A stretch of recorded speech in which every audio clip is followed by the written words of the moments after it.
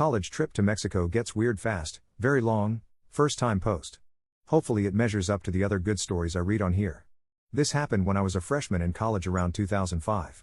The Mexican border was considered sketchy at the time, but I had heard that it was safe to go to Progreso as opposed to places like Juarez.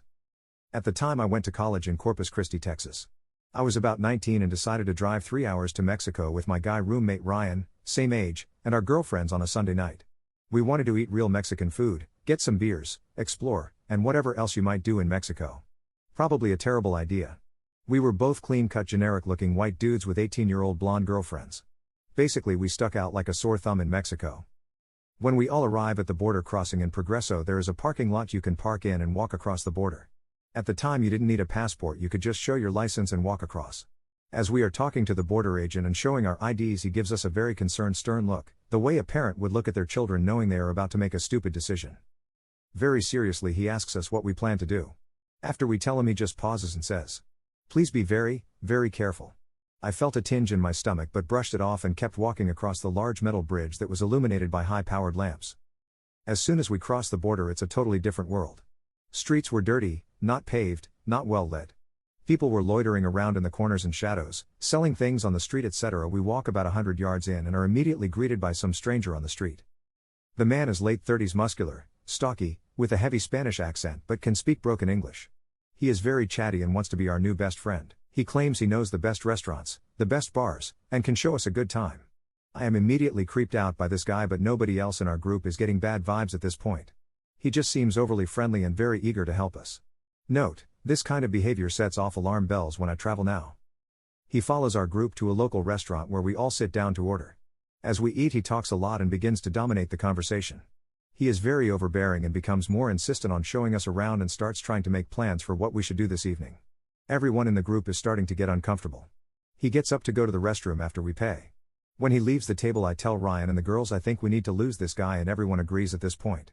While our new best friend is in the restroom, I'm thinking this is our perfect opportunity to duck out unnoticed. Then the waitress comes over and in a hushed voice in broken English she points to the bathroom and says, "That man. No good man. Muy malo, no good man." Now everybody is freaked out. We've already paid, so we all get up in a rush to leave so we can ditch this guy. As we are walking out the door, he comes out of the bathroom and runs out to catch up with us. At this point his demeanor changes dramatically. He is not longer laughing or joking or in a good mood at all. He seems genuinely irritated we tried to ditch him. Now he is very insistent that we follow him to the best bar in town. I don't know why, but we are all scared, so we are trailing behind him down this main street looking at each other like WTF should we do. Periodically he would run to the other side of the street and mutter something to the Mexican police in Spanish. These guys had shirts that said Policia, but they were wearing baggy clothes with pistols tucked in their waistlines, smoking cigarettes on the street corner. Definitely did not look like legit cops, and we are all starting to feel like this is going from bad to worse. By this time, everybody on the street just stops and stares at us as we walk by. Everything about the situation just felt so wrong.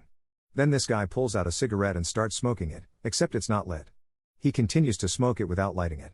What the F?